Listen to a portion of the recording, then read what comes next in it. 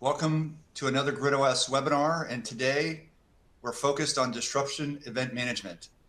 Disruption of the electric utility network is more at risk than ever before, with an increase in severity and frequency of storms, wildfires, and even cyber attacks.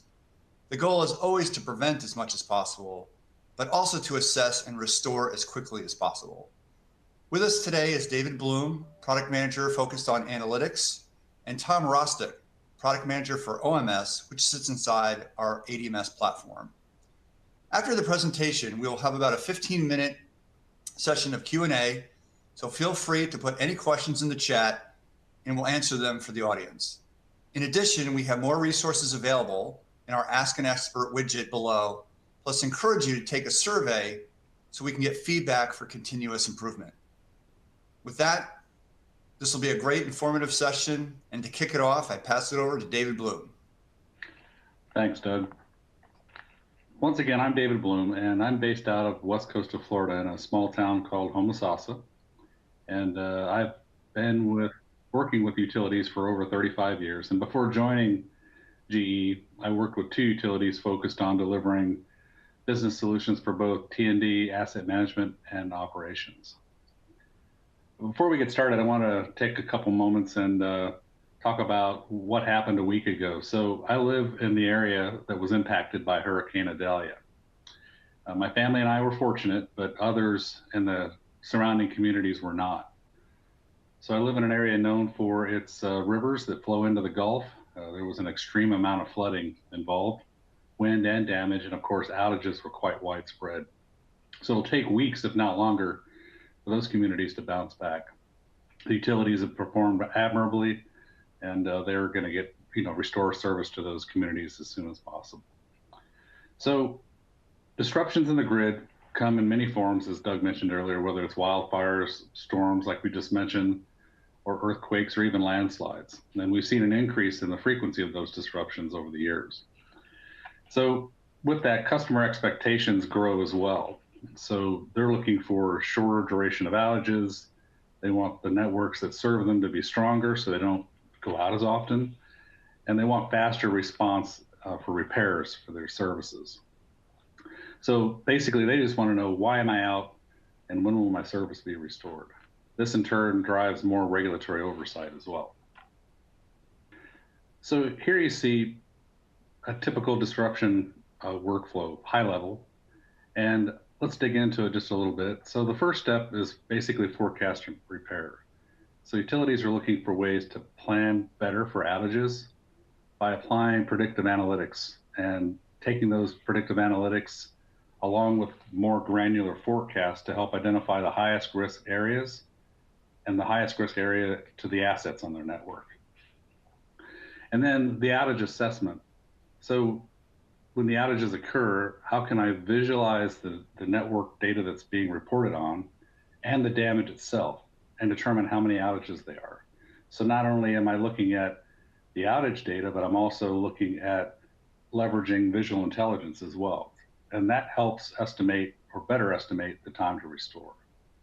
And then to respond to the outage, now that I know what the scope of the outage is and the damage, how do I predict how many crews I need, and then also, depending on the damage, how can I prioritize the jobs to optimize ETR? So then from a recovery perspective, once all the outages are taken care of, how can I quickly return my network back to normal? So how do I, finish resolving and reconciling all the contract crews and mutual assistance crews that were there?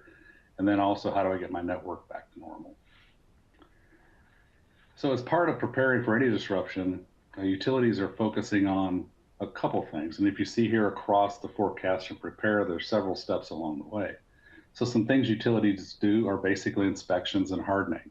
So they look at the vegetation coverage, they look at tree trimming proactively, the use of visual intelligence where you can. That visual intelligence can be satellite, LiDAR, stereo imagery, the use of crowdsourced data. Are my customers reporting that they've got leaning poles, or they see something wrong in the network, or they see trees leaning into the lines? And then, of course, doing all the necessary inspections and replacements based on what you find during those hardening initiatives. And then taking all your historical data along with artificial intelligence and machine learning to help influence your designs. So as a designer, I would like to look at the historical data and have some artificial intelligence and perhaps machine learning help influence the types of designs that we do to reinforce our networks. And then the other step in the plan is to make sure that your response plans are up to date. So are all of my contact lists up to date? Do I know who all my mutual assistance crews could be, or contract crews?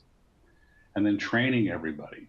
So it's important that every year you retrain everybody on your systems. And then not only train the people on your systems, but also exercise key dry runs. So exercising those operational systems and field solutions, which we'll talk in a lot more depth here in a little bit. Predictive tools. So how can I more accurately forecast where the storm is going to be and how will it impact my network? So taking that high resolution forecast and overlaying it on top of your network, and then also predicting the outages. And then along with that, now that I've got some of these predictive tools, now I can also predict what my ETR would be, and then also how many crews I need to help resolve the issues. And then on top of that, applying even more visual intelligence with the use of AI and ML to help identify assets and asset conditions even before a storm even occurs. So you can do some before and after comparisons of your status of your network and then afterwards as well. So let's dive in a little bit further into prediction.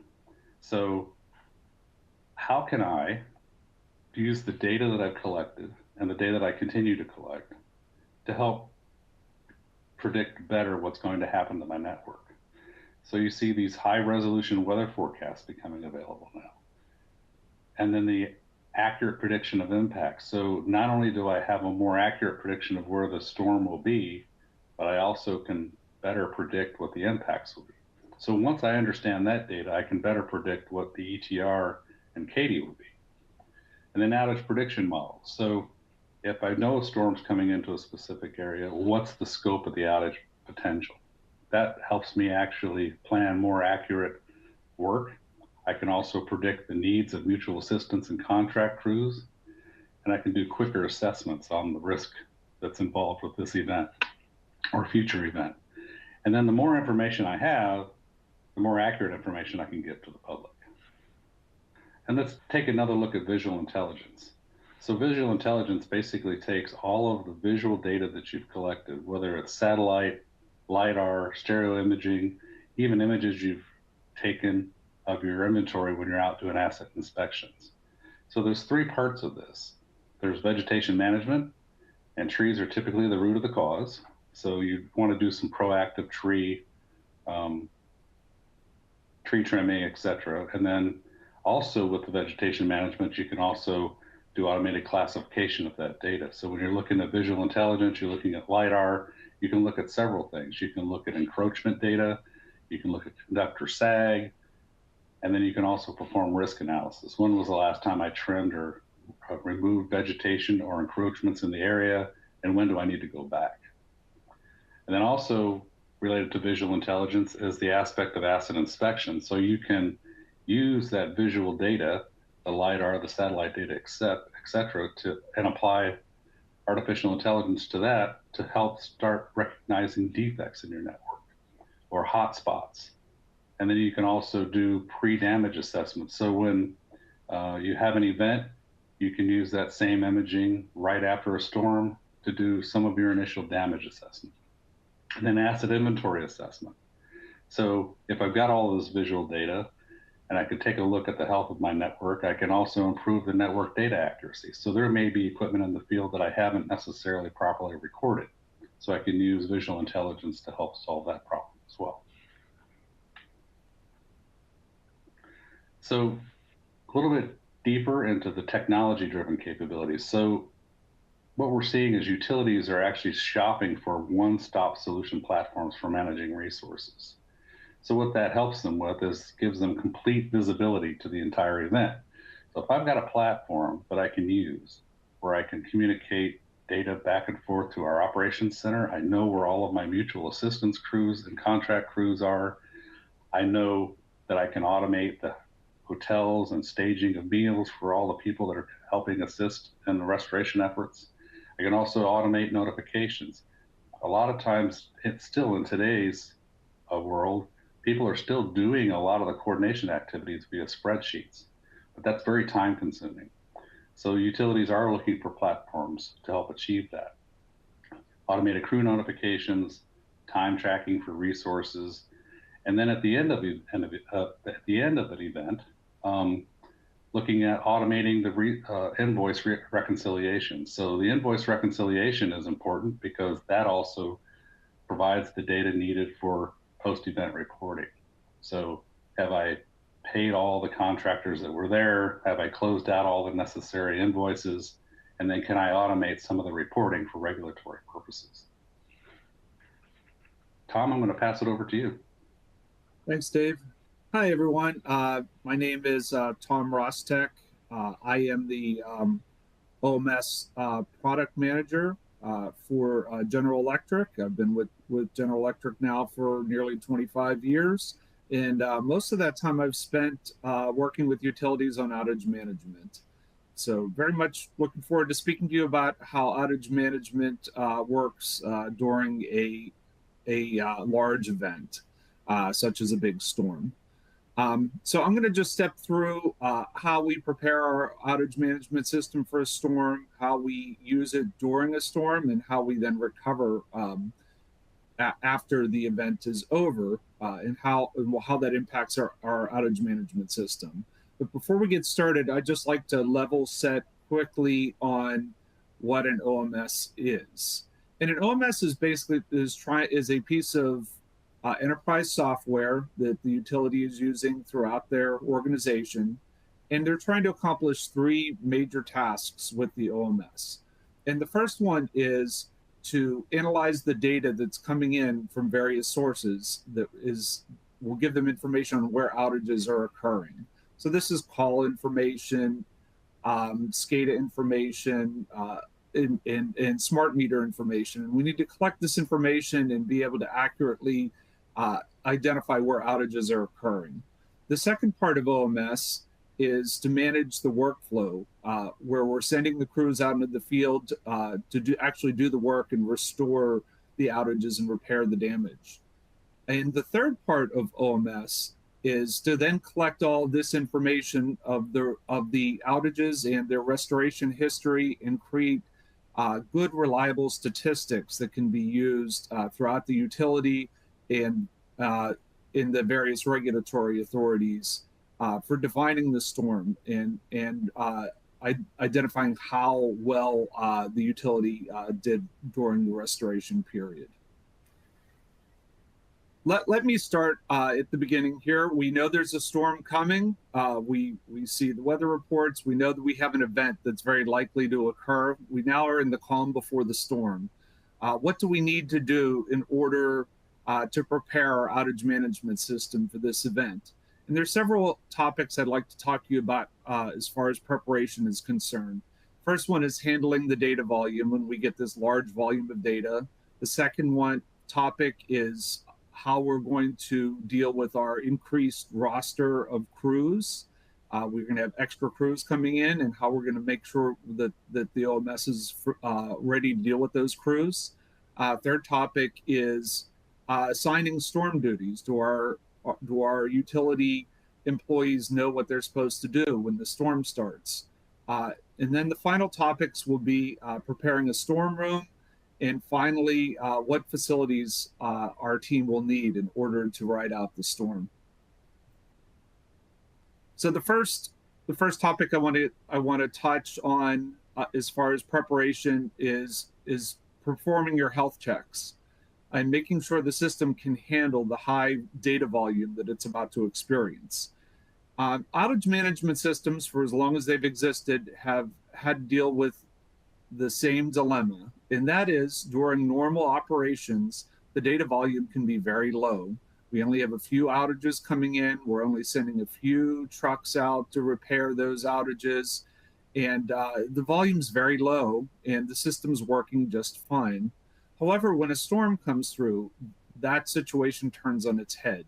And we go from a very low volume situation to an extremely high volume situation. And this can happen quite suddenly. So we have to make sure our system is ready for that high volume event well before it happens. And so we need to continuously perform some health checks on the system and test it to see if it can handle those high volume situations. A couple areas that are best to look at for an outage management system to make sure it can handle the high volumes. The first one would be call processing. Customers are calling in, and there's a lot of customer information that's flowing into the system as the customers begin to call in and report their outages. And the call volume can be extremely high. Can we get those calls into the OMS quickly and use them for prediction rapidly, or are we going to have a slowdown or a bottleneck for this data item? Another one is our workforce management tool. Can we get the outage information out to the crews in the field quickly and assign the work and get it to them in their mobile devices in their trucks? This can be another bottleneck as well as the information coming back from the field. So we need to check to make sure that that interface with the OMS is working properly. Another area where we get a lot of data is our smart meters, our AMI meters. When outages begin to occur, the meters will report their outages and the data will come in large waves. Are we ready to deal with that? Do we have the capacity to pull in all that meter information when it comes in a very short period of time? And finally, we need to report what's going on in the outage management system around the utility and even to the public. So we have external data reporting systems that are fed by the outage management system. And we need to check if that data, if this large volume of data is going to get to those systems in a timely fashion, and that the utility and the public will be able to understand the situation through those external data reporting tools. The next thing we have to prepare for is our team. And there's a couple things we need to do. We need to make sure that we're ready to call out our crews. We have a lot of crews. They'll be waiting for this storm. They're still at home. We need to have a process by which these crews are called out, and that they understand how they're going to receive that information and how they're going to respond to it, so that these crews can come onto duty rapidly. We also need to prepare our utility employees so that they understand their duties during the storms. Well, do they know where to go and what they're going to be doing during the storm? We can't assign those duties once the storm is in place, because there'll be a lot of chaos and people will not know where to go and what to do. We need to make sure that's understood so the employees arrive in a timely fashion and they begin doing their work as expected. Another aspect that we need to look at is forming a storm room. We need a central location in order to centralize our decision making. We need a place where we can go to as a source of information, and that everybody that's working on the storm can reach out to for coordination. So a storm room is very valuable in order to have a central point of communication. And finally, we have a lot of employees that are going to be at the utility for perhaps several days. So we have to make sure that their human needs are taken care of. Do they have a place to shelter and rest? Will they have food and facilities to take care of their human needs when they may be at the utility site for several days? Another piece of preparation that we need to do is preparing for our mutual assistance crews and our contract crews. So we're going to have several additional crews coming online once the storm starts. And these are crews that our utility may not be used to working with. So is the OMS aware of these crews, and do we have some way to add them to our crew roster in OMS? And we need to have naming conventions for these crews that are easily understood, both by these contract and mutual assistance crews that are coming on duty, as well as from the dispatchers at our site. And also, we need to decide how we're going to communicate with these crews. And there's many different ways we can communicate with the crews, or we're going to have radio communication with them. We may even have mobile devices that they can put in their trucks that we can communicate with them and send them, actually dispatch them the outage. It could be phone, or a last resort is we can begin printing out the outage tickets and have printed materials for them ready to go.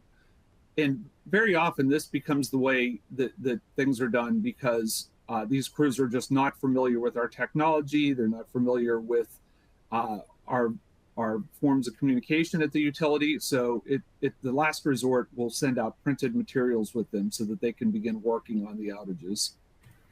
All right, now that the storm is underway, the calm has ended, and now we're getting into the eye of the storm. How are we going to deal with this with our outage management system?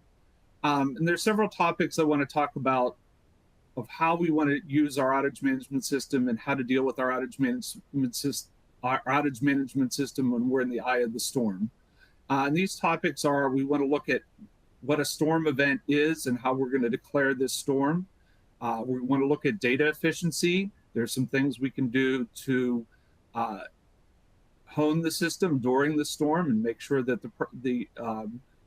its performance is up to our needs, even during the storm. We need to understand our storm roles and how we're going to divide up our labor. And finally, what are our priorities for restoration and how do we verify those restorations? So storm management in OMS. The first thing we need to do when a storm has started is we need to decide how to define that storm. So we do this by creating a storm event. We have to actually declare what time did the storm start. And we also need some additional information to categorize that storm. Is the storm our entire service area, or is it only part of the service area? And what level of severity is the storm? Is it a mild storm? Is it a very big storm, or is it a very major event, a very catastrophic major event? So we need to categorize the storm with those three pieces of information: its start, its geography, and its severity. Once we've defined the storm, we should have a lot of predefined data items that will lean upon that definition. And one of them is how we're going to manage our estimated times of restorations on outages. So with ETR management, we're looking to do a couple of things. Depending on the size and the severity of our storm, we may have a separate set of ETR estimates ready to go for that size of storm. So perhaps we're adding an hour to each estimation of restoration. Or is it a larger storm? We may simply move the ETR to a future time. We may say everything will be restored in 24 hours or in 36 hours. And then depending on our how well we feel about our ability to judge ETRs, we may simply suspend the ETRs and just tell the customers that we're in a major storm, we're working on restoring your power, and we are not sure the time of restoration at this time. So depending on how big the storm is and how confident we are in those restoration times, we can set those ETR estimates accordingly. And finally, with a storm event, we want to take the customer interruptions, the customer minutes interrupted, the CMI, and we want to collect that separately from our normal blue sky CMI.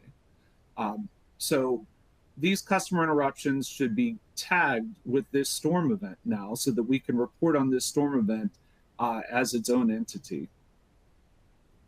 So during the storm, there's several things we can do to make sure that our system is working efficiently. And there's a couple of things we can do for data efficiency to make sure this is happening. So as we said, there's going to be this large flood of data coming in, and we have to use it in the best way possible. And there's a couple different things we can do to use this flood of data more efficiently. And one place we can work on is our smart meters. So when these AMI meters begin to report out, we can choose to use only selective parts of that data. And we can do this by defining what we call bellwether meters. And these are meters that are representative throughout the network, that when we feel confident, we know just what's going on at these meters, but not all the meters as a whole. We'll have a good representation of the situation on our network and be able to report accurately. So switching from all meters to bellwether meters during a storm can very much help reduce the data volume that's coming in from our AMI system. A couple other techniques that we can do to improve our efficiency is the group calls.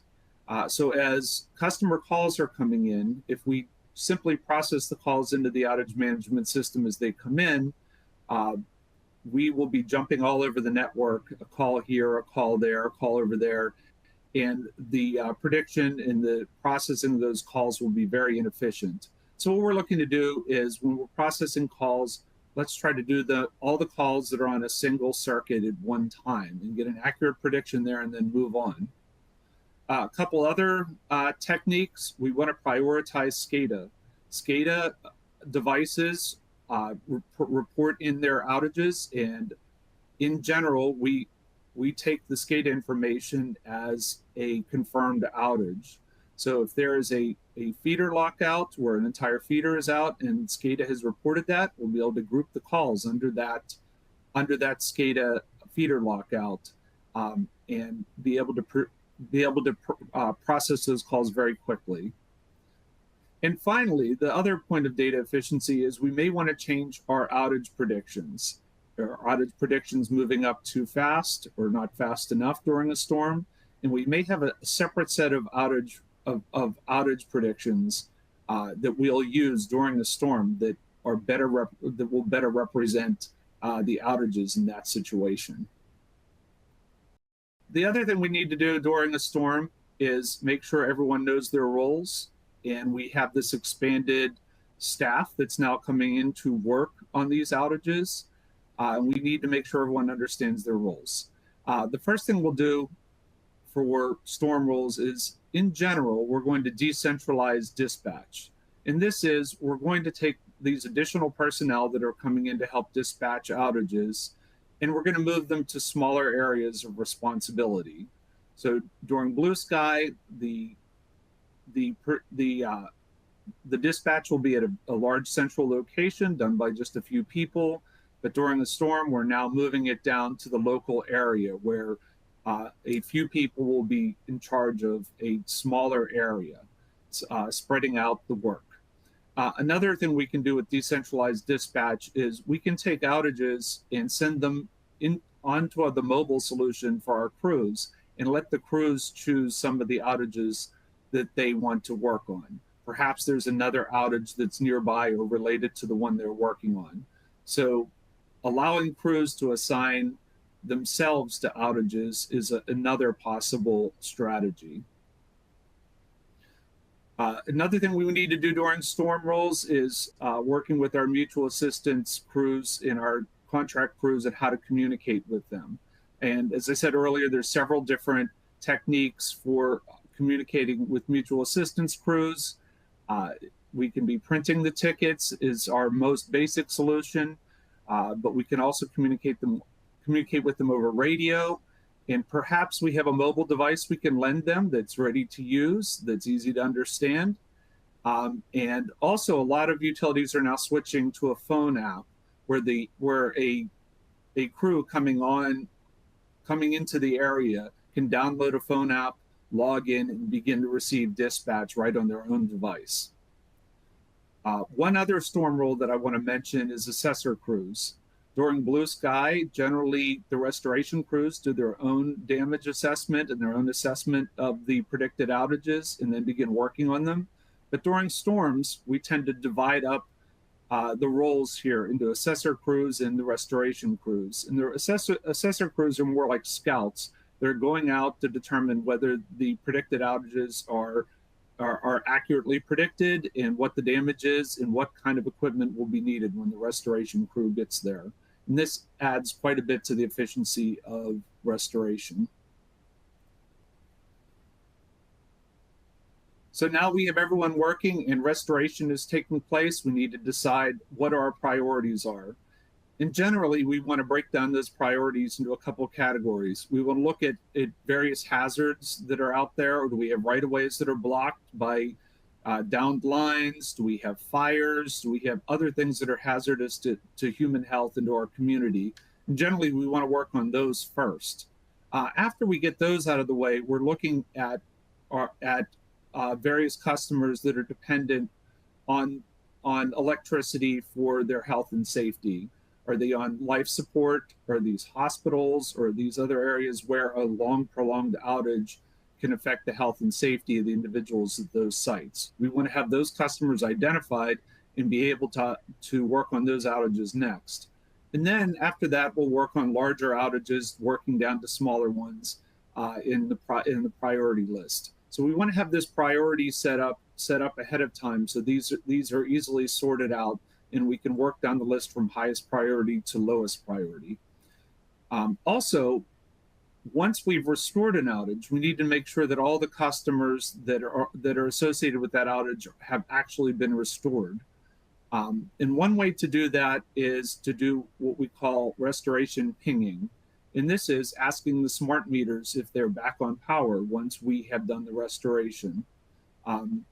And what we're looking for with this is what we call nested outages. And these are outages that are inside other outages, that there's such increased volume of damage in the area that we need to go a level deeper and make sure that these other customers are on power as well.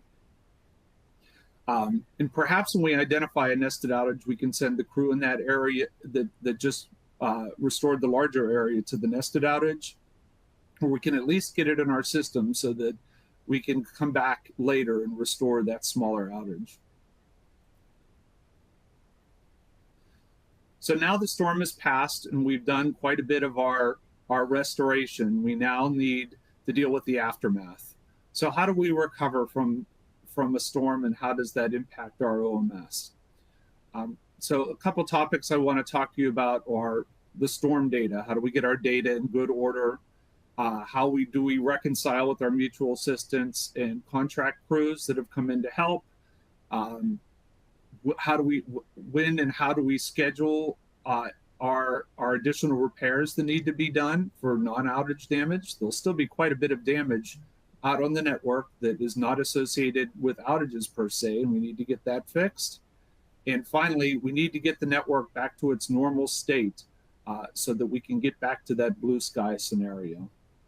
So first step in our post-storm recovery is how we're going to reconcile with our mutual assistance and contract crews.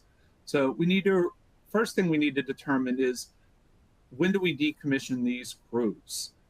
When do we no longer need them? And we need some sort of way to determine when we can start dismissing these additional crews. Do we know when our situation on the ground is now at a place where we can have less crews, and we can begin dismissing them based on those predetermined decision-making points. We also have to arrange for payment, and then we also have to evaluate their performance. Are we getting the value out of these contract crews and these mutual assistance crews that we're expecting? And there are many different ways to streamline the invoicing in an automated fashion. And I think, Dave, you have some insight into that. Yeah, Tom, thanks. So Tom's mentioned a lot about mutual assistance and contract crews today, and the coordination and communication with those resources. So there are platforms available today that help with that. So not only the early acquisition of mutual assistance and contract crews, but also automating the communication, providing a platform for invoice reconciliation, automating and improving those processes surrounding those resources as much as possible. So those platforms are available today. And I'll talk about that a little bit more later. Great. Thanks, Dave. final point I want to make with storm recovery is our storm data.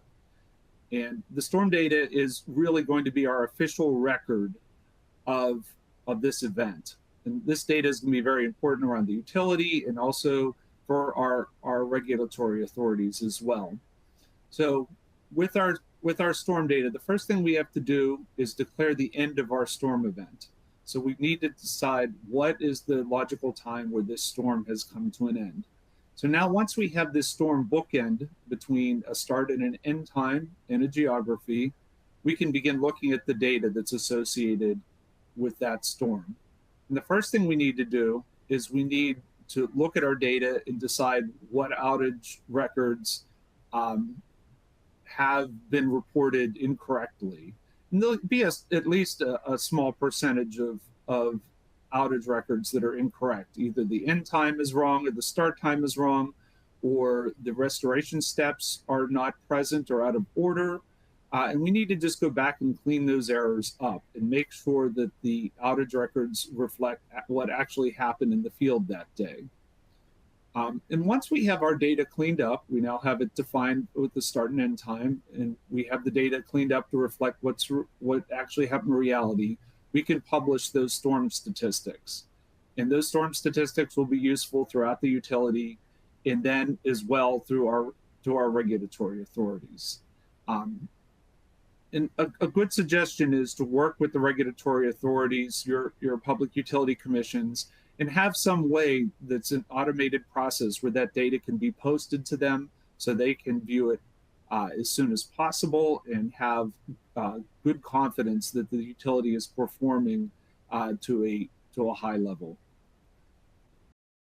Wrapping up today, we've talked about a lot of things. So we've talked about this end-to-end process for disruption response. And just to kind of go over some of the choices that customers have today, we do have, and GE Vernova does have an end-to-end disruption offering. So when we talk about forecast and repair, there's a product, we have a product called Disruption Repair, which helps predict and better plan for outages. We talked about the predictive analytics and the granular forecasts that you can use to identify those high-risk areas on your network, and then be able to take proactive measures to procure and allocate crews. So as part of our Disruption Restore software, you can also proactively procure and allocate mutual assistance and contract crews. And then damage assessment. So we have applications that actually help visualize the network data on top of the reported damage assessment information that's coming in from the field. So leveraging visual intelligence plus your damage estimates, your damage data itself can help you better estimate your time to restore. Then there's Outage Assist that is used to help respond to outages. So that helps with dispatching crews for routine and non-routine work, switching work, prioritizing jobs, and helping optimize ETR. And then as part of the recovery, so you've procured and allocated and you're dispatching crews using our Disruption Restore product, but also you can help manage and settle out the contract resources at the end of the storm when you're trying to return your network back to normal. So we do offer an end-to-end offering. That support is critical for reducing cost and improving KD and KP, and also ensuring safety. And with that, I'll turn it over to Doug. Thanks, David and Tom. Really insightful view on disruption event management. I invite again our guests to connect with additional experts by using the Talk to Expert widget below. We have several questions coming in, which is great. Feel free to keep adding the questions in the Q&A session, and then we will get started with the first one. And I'll pass that first question over to David.